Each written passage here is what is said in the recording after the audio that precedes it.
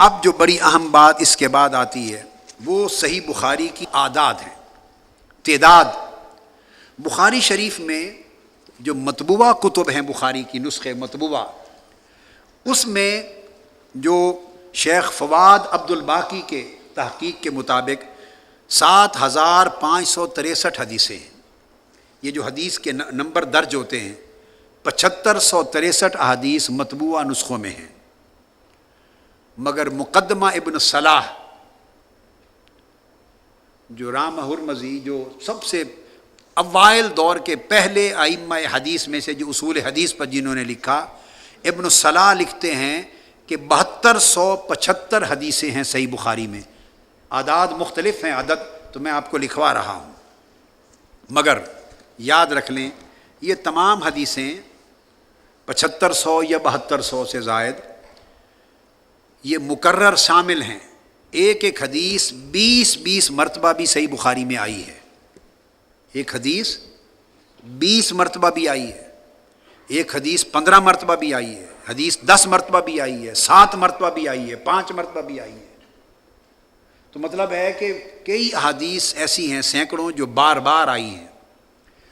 تو ریپیٹیشن کی وجہ سے، تکرار کی وجہ سے تعداد یہ، تکرار کی وجہ سے امام عسقلانی نے تمام مکررات کو، تکرار جتنے ہیں ان کو جمع کر کے احادیث کو بھی، اور احادیث کے ساتھ ساتھ امام عسقلانی نے شامل کر لیا ہے معلقات کو بھی، متابعات کو بھی،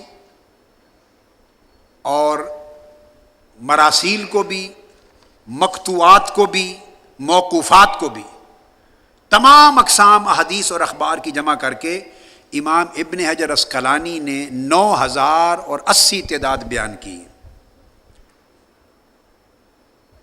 یہ شمار کرنے کے طریقے الگ الگ ہیں جس کی وجہ سے تعداد یہ بنی 9080، مگر جو بطور خاص اگر سارے تکرار نکال دیے جائیں، تمام تکرار ریپیٹیشنز نکال دیے جائیں، ہر حدیث کو یا خبر کو یا اثر کو اگر صرف ایک بار شمار کریں، جسٹ ونس، تو پھر کل تعداد صحیح بخاری کی احادیث کی اور اخبار کی بن جاتی ہے صرف 2513۔ یہ نوٹ کر لیں کتنی بنتی ہے، یہ کل احادیث ہیں 2513۔ یہ عدد لکھ لیں، یاد کر لیں، چونکہ جب میں اس افتتاحیہ کے آخری حصے پر آؤں گا جس میں بڑے اہم علمی اشکال حل کرنے ہیں، تو اس وقت یہ تعداد کام آئے گی آپ کو، یہ یاد رکھ لیں۔ بغیر تکرار کے کل تعداد احادیث صحیح بخاری کی کتنی ہے؟ 2513۔ کسی نے 2353 لکھی، 160 معلقات ملا، یہ شمار کرنے کے طریقے ہیں، میں ہائر لیول کو لے رہا ہوں، میکسیمم کو۔ تو 2513 کل تعداد ہے بحذف تکرار، وداؤٹ ریپیٹیشن، اور ود ریپیٹیشن ٹوٹل 9082۔ مگر جو مطبوعہ نسخے ہیں ان میں کئیوں کو شامل نہیں کرتے، حدیثیں ہیں، تعداد کاؤنٹنگ میں وہ 7563 مطبوعہ نسخوں میں یہ تعداد لکھی جاتی ہے۔ مثلا ہم جب دورہ بخاری کریں گے تو جو مطبوعہ نسخوں کے نمبر شمار ہیں وہ 7563 والا نسخہ ہوگا۔ یہ صحیح بخاری شریف کی تعداد حدیث کی بات ہو گئی۔ اب جو بڑی اہم چیز ہے اس کے بعد آگے وہ یہ کہ امام بخاری کے، صحیح بخاری کے روات، امام بخاری رحمۃ اللہ تعالی علیہ سے آپ کے شاگرد امام فربری، محمد بن یوسف الفربری، فا پر زبر بھی ہے اور فا کے نیچے زیر بھی ہے، الفربری بھی آیا ہے اور الفربری بھی آیا ہے۔ اس پر زور اس لیے دیا کہ غلطی سے ہمارے لوگ فربری پڑھ دیتے ہیں، جیسے فروری ہے، جنوری اور فروری، وہ فربری عام پڑھنے میں فربری پڑھا جاتا ہے، مگر یہ کریا ہے فربرا، اس سے فربری۔ یہ امام اعظم کے شاگرد ہیں۔ اس وقت یاد رکھیں پوری دنیا میں جو امام اعظم کے نہیں، امام بخاری کے شاگرد، پوری دنیا میں جو نسخہ صحیح بخاری کا متداول ہے، جو ہمارے پاس ہے اور پوری دنیا میں پڑھا جاتا ہے، وہ نسخہ بروایت امام محمد بن یوسف فربری ہے، وہ روایت فربری سے ہے، یہ اہمیت ہے۔ امام بخاری رحمہ اللہ تعالیٰ سے امام فربری کے قول کے مطابق، ان کی روایت کے مطابق 90,000 افراد نے امام بخاری سے صحیح بخاری کا سماع کیا۔ کتنے؟ بعض کتب میں 70,000 آیا ہے، اور بعض کتب میں امام نووی نے صحت کے ساتھ 90,000 لکھے ہیں، وہ جو امام بخاری کے تلامذہ جنہوں نے ان سے صحیح بخاری کا سماع کیا۔ مگر 90,000 میں سے صحیح بخاری کی روایت جو آگے چلی، صحیح بخاری کی روایت جو آگے چلی، وہ 5 ائمہ سے چلی، آپ کے 5 شاگردوں سے چلی، اور وہ شاگرد امام ابو طلحہ منصور البزدوی، دوسرے امام حامد بن شاکر، تیسرے امام ابراہیم بن معقل بن الحجاج النصفی، چوتھے امام القاضی حسین بن اسماعیل المحاملی، اور 5ویں امام محمد بن یوسف الفربری۔ ان 5 شاگردوں سے صحیح بخاری کی روایت چلی۔ اب یہ 5 نام کیوں بیان کیے؟ اس حصے کو میں چھوڑ بھی سکتا تھا، مگر اس کے ایک اندر اہم چیز بتانے والی ہے، وہ یہ کہ روایت چلی 5 تلامذہ میں سے امام بخاری کی، صحیح بخاری کی، اور ان 5 میں سے پہلے 2 تلامذہ معروف وہ حنفی المذہب ہیں۔ تو گویا صحیح بخاری شریف کا جو فروغ ہوا دنیا میں، اس کے اندر بھی حنفی اماموں کا دخل ہے۔ امام ابو طلحہ منصور بن محمد البزدوی 329 ہجری میں وفات ہوئی، یہ بھی حنفی ہیں، اور امام حماد بن شاکر یہ بھی حنفی ہیں، امام حماد بن شاکر یہ بھی حنفی ہیں، اور امام فربری سے 12 اشخاص نے روایت لی تھی، امام بخاری سے 5 نے لی آؤٹ آف 90,000 روایت بخاری جو آگے چلی 5، ان میں سے امام فربری سے 12 نے روایت لی۔ کتنوں نے؟ 12 نے روایت لی، اور مختلف ملکوں میں ان 12 میں سے مختلف ائمہ کے ذریعے سلسلہ روایت صحیح بخاری کا آگے چلا۔ یہ روات بخاری کے لیے اس قدر ضروری تھا جو میں نے عرض کر دیا، روات بخاری کے لیے۔ اب اس کے بعد بہت اہم چیز جو ذہن نشین رکھنے والی ہے وہ یہ کہ جب امام بخاری نے صحیح بخاری تالیف کی تو بعض لوگوں کو یہ مغالطہ رہتا ہے، جو انکار حدیث کرتے ہیں یا انکار حجیت حدیث، یہ مغالطہ رہتا ہے کہ شاید یہ 200 سال بعد پہلی کتاب صحیح بخاری لکھی گئی۔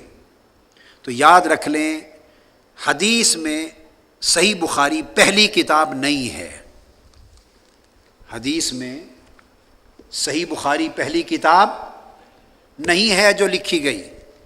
صحیح بخاری سے پہلے تقریباً 100 کتب حدیث کی مدون ہو چکی تھی، یہ بات ذہن نشین کر لیں، 100 کتب حدیث کی مدون ہو چکی تھی۔ آپ کہیں گے وہ کنہوں نے لکھی؟ وہ امام بخاری کے شیوخ نے لکھی تھی۔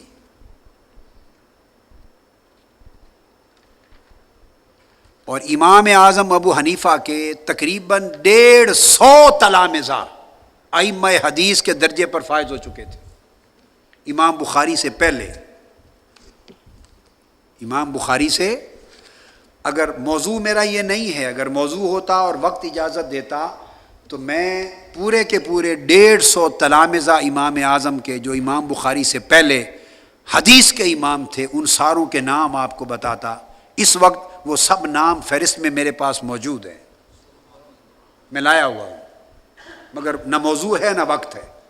150 تلامذہ تو امام اعظم کے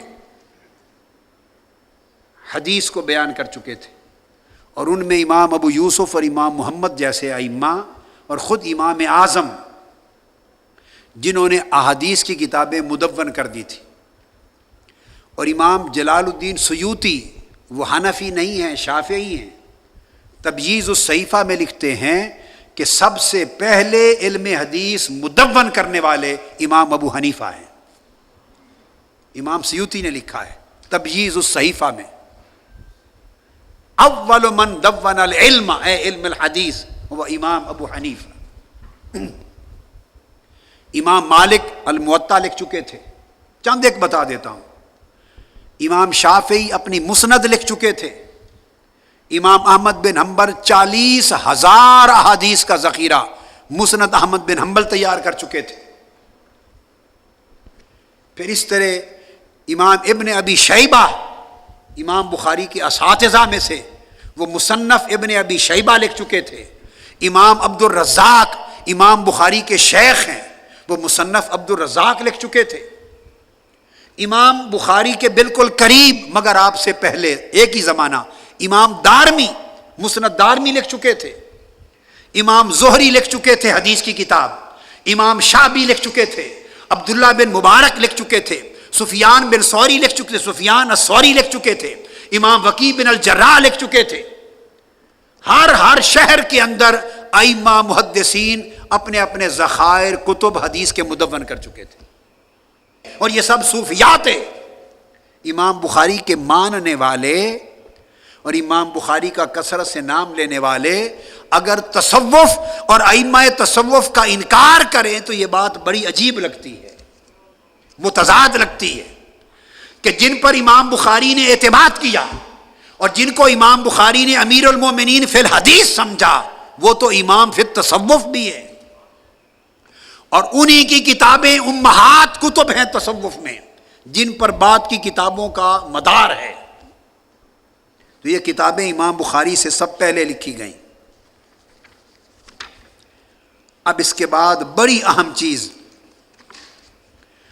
دو نکتے جو بہت عام ہیں، جو آج اس ابتدائیہ کا نچوڑ ہیں اور بڑی توجہ کے ساتھ آپ کے سمجھنے سے ان کا تعلق ہے، اس کی طرف آ رہا ہوں۔ ایک ہے امام بخاری کے علمی فنی کئی چیزیں ہیں، میں ان دقائق میں چھوڑ رہا ہوں، نہیں جانا چاہتا، کہ کل روات کتنے ہیں امام بخاری کے، رجال 1525 ہیں امام صحیح بخاری کے رجال، جبکہ امام مسلم کے 2248 ہیں، اور صحیح بخاری کے جو متفرد وہ رجال اور وہ اسماء جن سے صرف امام بخاری نے روایت کیا اور ان سے امام مسلم نے روایت نہیں کیا، ان کی تعداد 487 ہے، اور وہ رجال جن سے امام مسلم نے روایت کیا بخاری نے نہیں کیا، ان کی تعداد 620 ہے۔ مگر امام بخاری کے 487 میں سے 80 رجال اور روات وہ ہیں جو متکلم فی ہیں، جن پر جرح ہوئی، جن پر اعتراض ہوئے، جن پر کلام کیا محدثین نے، اور عسقلانی نے جواب دیے اور دیگر ائمہ نے۔ اور امام مسلم کے وہ روات 620 میں سے 160 ہیں جن پر کلام ہوا۔ تو جرح ہی ہے، ہر ایک پر ہوتی رہی ہے، جرح سے کوئی بھی پاک نہیں رہا، جرح اور تنقید سے کوئی پاک نہیں رہا۔ تو ہمارا زمانہ تو ویسے ہی ہمارا زمانہ ہے، پھر اس میں تو عدل نام کی شے ہی نہیں ہے، اس میں تو عدل نام کی عدل بچا ہی نہیں ہے۔ جو زمانہ عدل کا تھا، ثقافت کا تھا، اس زمانے میں بھی ناپ تول کرتے، جرح و تنقید کرتے تھے، جائز بھی کرتے، ناجائز بھی کرتے۔ جتنی ناجائز تنقید امام اعظم ابو حنیفہ پر ہوئی، اتنی 1400 سال کی امت مسلمہ کی تاریخ میں کسی فرد بشر پر نہیں ہوئی، امام اعظم ابو حنیفہ پر جتنی ہوئی۔ اور جن جن لوگوں نے کی، اگر میں ان کے نام بتا دوں تو شاید آپ میں سے بعض لوگ غش کھا کر گر پڑے، بس اس سے زیادہ نہیں کہتا، کن کن لوگوں نے کی۔ تو جر و تنقید سے تو کوئی محفوظ نہیں ہوتا، دیکھنا یہ ہوتا ہے کہ کس کا کام اس کو پسند آیا اور اس کو دوام مل گیا اور قبولیت مل گئی، جس کا کام رد ہو گیا، یہ فیصلے وہاں ہوتے ہیں۔ اہم چیز میں جو بیان کرنا چاہتا ہوں وہ یہ دو باتیں، ان میں ایک امام اعظم امام بخاری کا مذہب فقہی کیا تھا، بہت اہم چیز ہے، ان کا فقہی مذہب کیا تھا، اور ان کے جو تراجم الابواب ہیں ان کی حقیقت کیا ہے، یہ علمی بحث ایک یہ، اور اس کے بعد اگلا نقطہ ہوگا کہ امام بخاری نے امام اعظم و ابو حنیفہ کے اتنے بلند مقام کے باوجود صحیح بخاری میں ان سے روایت کیوں نہیں کیا، ان کی روایات کو صحیح بخاری میں کیوں نہیں لیا۔ اب یہ دو نقطے اب آگے ہم بیان کر رہے ہیں، پھر ہم انشاءاللہ صحیح بخاری کی کتاب بدء الوحی سے شروع کر دیں گے، اور یہ دو اہم ہیں اہل علم کے لیے۔ جہاں تک امام بخاری کے فقہی مذہب کا تعلق ہے، اس پر 3 اقوال ہیں۔ بعض علماء کا کہنا یہ ہے کہ وہ شافعی المذہب تھے،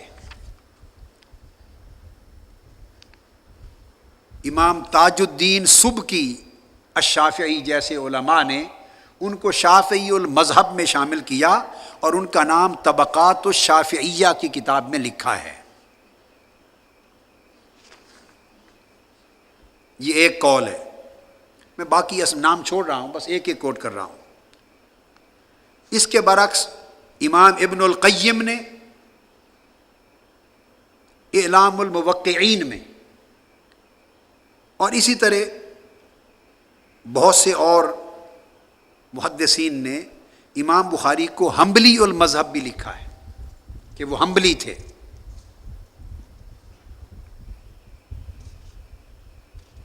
دو باتیں آ گئیں۔ ایک تیسرا قول یہ ہے جس کو شیخ طاہر الجزائری نے اور امام ابن حجر المکی نے بھی اس کی طرف رجحان دیا ہے، اور کئی اور محدثین نے بھی رائے دی کہ وہ سمجھتے ہیں کہ وہ مجتہد مطلق تھے، ان کا خیال یہ ہے کہ وہ خود مجتہد تھے، یعنی مقلد شافعی یا مقلد حنبلی نہیں تھے، بلکہ خود مستقل مجتہد تھے، مستقل مجتہد تھے۔ یہ تیسرا قول ہے۔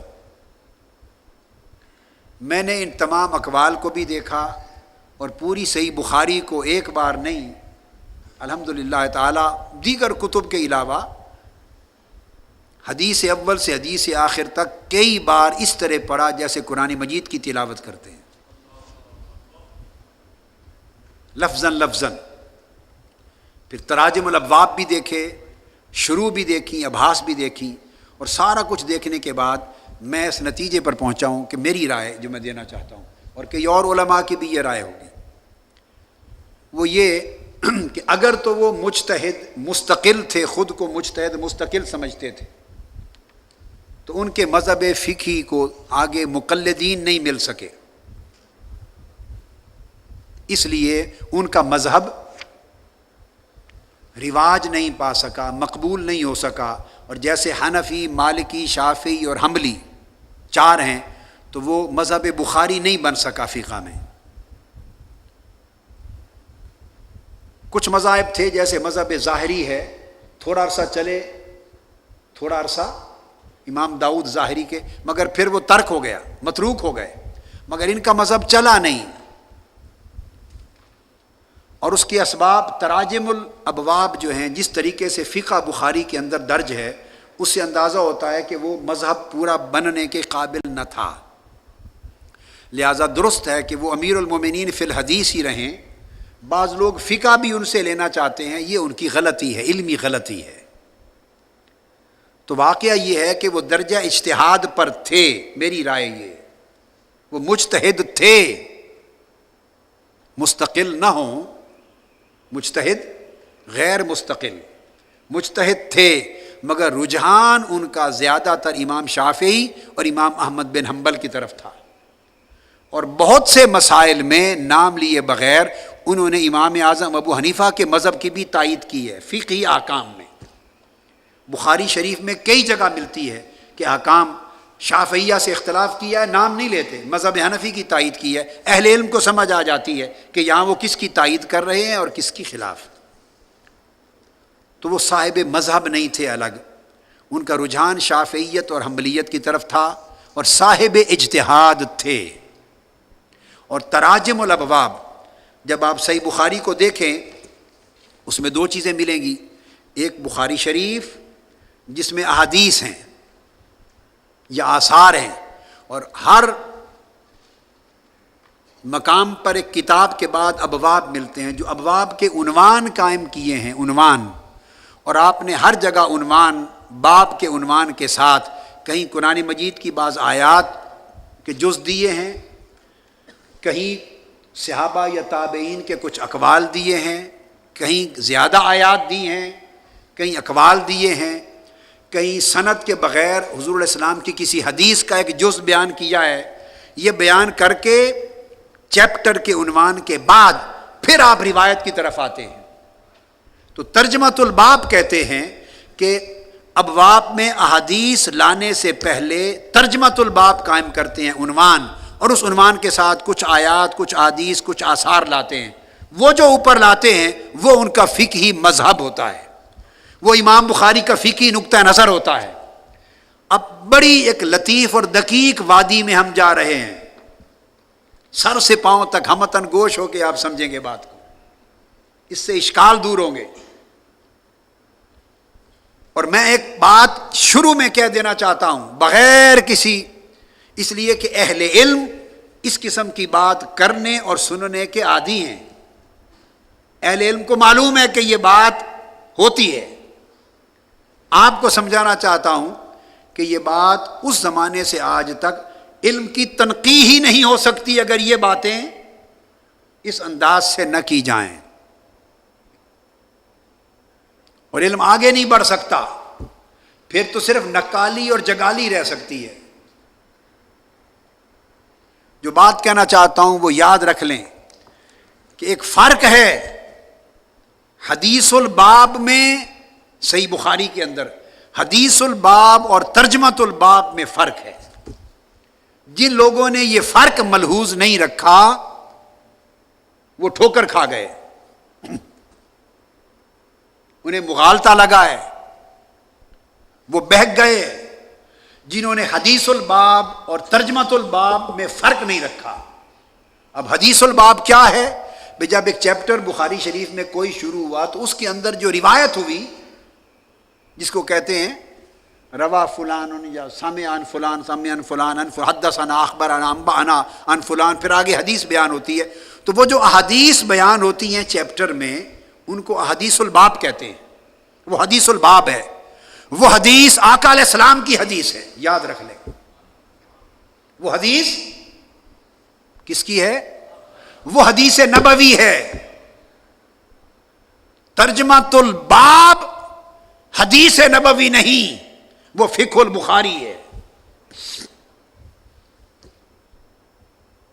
جو حدیث بیان ہوئی ہیں وہ اصح، صحت میں سب سے اونچے درجے کی ہیں، اور کل کتب حدیث میں باعتبار صحت سب سے اونچا رتبہ ان حدیث کا ہے جو امام بخاری نے لی، پھر امام مسلم نے لی۔ مگر آگے بتاؤں گا، میں ایک جملہ کہہ رہا ہوں، صحت حدیث میں رتبے کے اعتبار سے امام بخاری میں بیان ہونے والی احادیث نبوی کا رتبہ سب سے اونچا ہے۔ جب ہم یہ بات کہتے ہیں تو یہ ذہن نشین کر لیں، اس سے مراد متن حدیث نہیں ہوتا، اسناد حدیث ہوتا ہے۔ آقا علیہ السلام کی حدیث سے مراد اگر متن لیا جائے تو وہ تو کبھی بھی کمزور نہیں ہو سکتا۔ حدیث رسول کبھی کمزور نہ کمزور ہو سکتی ہے نہ ضعیف ہو سکتی ہے۔ متن حدیث رسول کا جب اسے حدیث رسول کہہ دیا تو وہ غلط ہو ہی نہیں سکتی۔ پھر ہم جب قول کرتے ہیں یہ صحیح ہے، یہ صحیح نہیں ہے، یہ ضعیف ہے، یا یہ موضوع ہے، تو اس قول کا مطلب کیا؟ میں علم حدیث، اصول حدیث، مصطلحات حدیث اور فن حدیث کی ایک پختہ بات جو قیامت تک کوئی صاحب علم جس کو رد نہ کر سکے، وہ بات بتا رہا ہوں۔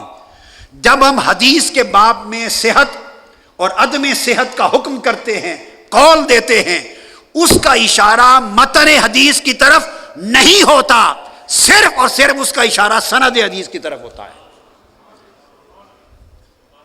یہ بات آپ سب بہت ایک باریک بات ہے۔ ہم جب کہتے ہیں یہ حدیث صحیح ہے تو اس کا مطلب ہے اس حدیث کی سند صحیح ہے، درجہ صحت پر ہے، جو صحت کی شرائط ہیں اس حدیث کی سند ان شرائط پہ پورا اترتی ہے۔ جب ہم کہتے ہیں یہ حدیث ضعیف ہے تو اس کا مطلب ہرگز یہ نہیں ہے کہ اس میں جو بیان ہوا ہے حدیث رسول یا فرمان رسول معاذ اللہ وہ ضعیف ہے۔ جو یہ سمجھے اس سے بڑا جاہل کوئی نہیں ہے، بلکہ وہ کافر ہو گیا جس نے فرمان رسول کو ضعیف کہہ دیا۔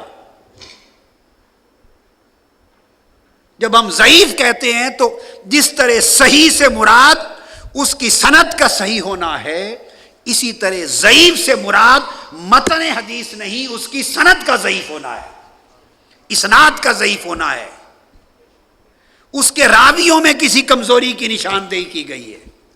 لہذا صحت و ضعف، صحت اور عدم صحت، اس کا اشارہ متن حدیث کی طرف نہیں، اسناد حدیث کی طرف ہوتا ہے۔ یہ بات یاد رکھ لیں۔ اب اس بنیاد پہ ہم کہیں گے کہ امام بخاری نے جو بخاری شریف میں حدیث درج کی وہ صحت کے اعتبار سے، درجہ صحت کے اعتبار سے، یعنی اس کے جو اسناد ہیں، اسانید ہیں، وہ اتنے اونچے درجہ صحت کے ہیں کہ کوئی کتاب اس کا مقابلہ نہیں کرتی۔ یہ معنی ہے۔ جب یہ معنی آپ سمجھ گئے تو اس کے دو معنی اور بھی ہیں، وہ بھی ذہن میں جما لیں، عمر بھر یاد رہے آپ کو۔ وہ کیا ہیں؟ جیسے کہتے ہیں نا لا الہ الا اللہ، نفی بھی ہے اس بات بھی، یہ تو تھا اس بات، مقام صحیح بخاری کا اس بات تھا، مقام صحیح بخاری کا اس بات تھا کہ اس کے اسناد درجہ صحت میں سب سے اونچے ہیں، پھر مسلم کے ہیں۔ بعض محدثین نے صحیح مسلم کو بخاری سے بھی اونچا درجہ دیا، اس پر بحث ہوئی ہے، مگر حق یہ ہے کہ صحیح مسلم افضل ہے صحیح بخاری سے ترتیب احادیث کے اعتبار سے۔ نظم و ترتیب میں صحیح مسلم بخاری سے بدرجہ اعلیٰ ہے، نظم و ترتیب میں، سیکوینس میں، آرڈر میں۔ امام بخاری ایک حدیث کو اگر 20 جگہ لاتے ہیں تو متفرق ابواب میں لاتے ہیں، چونکہ وہ ہر جگہ احکام ثابت کرنا چاہتے ہیں۔ امام مسلم تمام طرق، تمام احادیث ایک جگہ یکجا ترتیب سے جمع کر دیتے ہیں۔ تو امام مسلم شریف جو ہے وہ سہل ہے اخذ کرنے کے لیے اور نظم و ترتیب میں اعلیٰ ہے، اور بخاری اعلیٰ ہے درجہ صحت میں، درجہ صحت اسناد میں۔ جب یہ سمجھ گئے کہ یہ اس بات ہے درجہ صحت میں بخاری کا، تو دو چیزیں انتفاع کی بھی ہیں وہ بھی سن لیں۔ تو اس کا معنی یہ ہرگز نہیں ہے کہ جو کچھ بخاری میں نہیں وہ صحیح نہیں ہوگا۔ جو یہ سمجھتا ہے اس کا دماغ صحیح نہیں ہے۔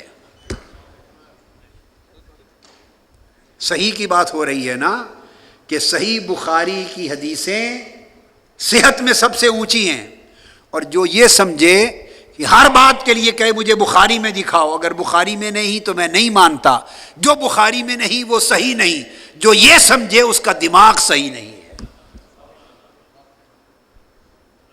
یہ پکی پیڑھی بات 2 + 2 = 4 کی طرح ہے، اس کا انکار جاہل کر سکتا ہے، عالم نہیں کر سکتا۔ اگر کوئی کرے تو اس کے جاہل ہونے کے لیے اتنی بات ہی کافی ہے کہ اس کو پتہ ہی نہیں اصول حدیث کیا ہے۔ اور بدقسمتی یہ ہے کہ یہ دور ہی ایسا ہے کہ یہاں بحث کرتے ہیں بغیر علم کے، ساری بحث، تکرار، فتوے، تنقید، سارا کچھ بغیر علم کے، اسلحہ جہل، جہالت کے اسلحے کے ساتھ کرتے ہیں۔ لہٰذا یہ سمجھنا کہ اگر کوئی حدیث بخاری میں نہیں تو وہ صحیح نہیں ہے، یہ ساری بات ہی صحیح نہیں، غلط ہے۔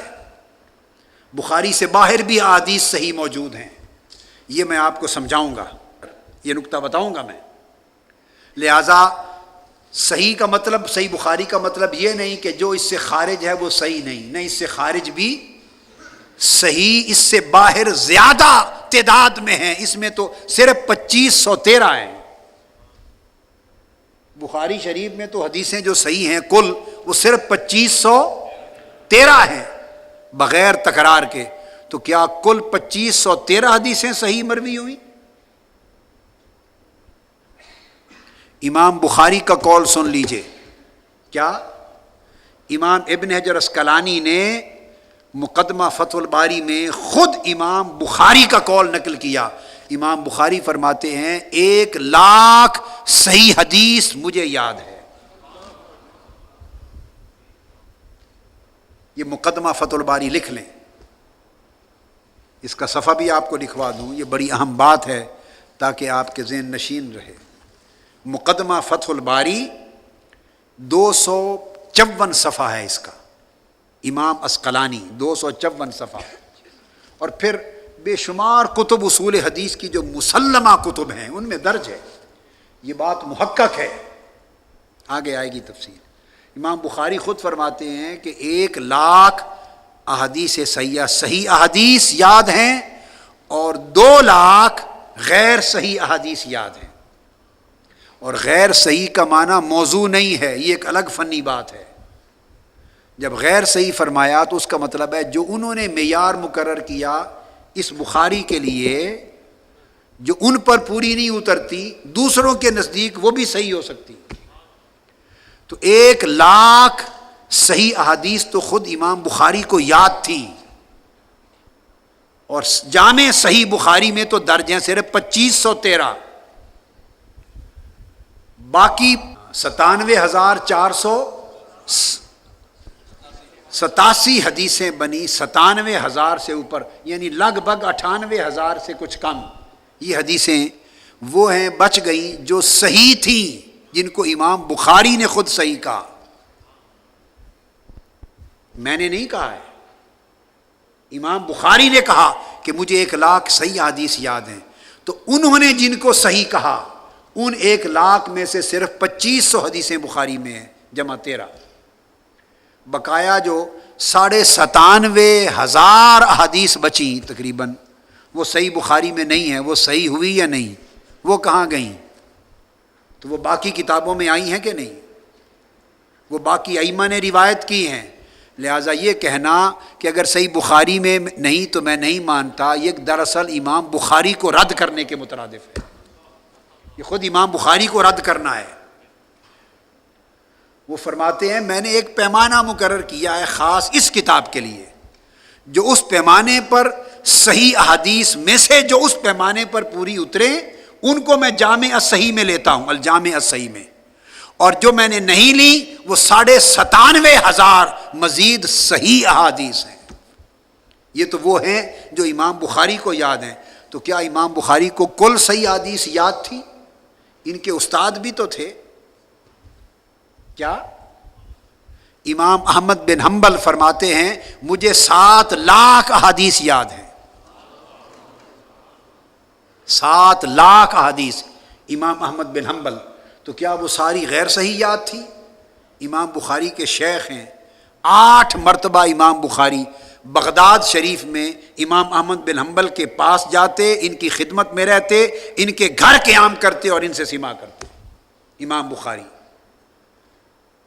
7,00,000 حدیث امام احمد بن حنبل ہی کو صرف یاد تھی، تو وہ باقی احادیث صحیحہ باقی کتب میں آئی ہیں۔ سو یہ کہنا غلط ہے کہ جو بخاری میں نہیں وہ صحیح نہیں، یہ مغالطہ عمر بھر کے لیے دور کر لیں، علمی مغالطہ تھا۔ اور یہ بھی غلط ہے کہ کل صحیح احادیث جتنی ہیں وہ سب بخاری میں ہیں، یہ بھی غلط ہے، ثابت ہو چکا کہ کل احادیث صحیحہ بخاری میں نہیں، ہزاروں لاکھوں اور ہیں جو بخاری میں نہیں آ سکی۔ بخاری شریف میں تو صرف 2513 ہیں جو امام بخاری نے اس کتاب کے لیے ایک معیار مقرر کیا.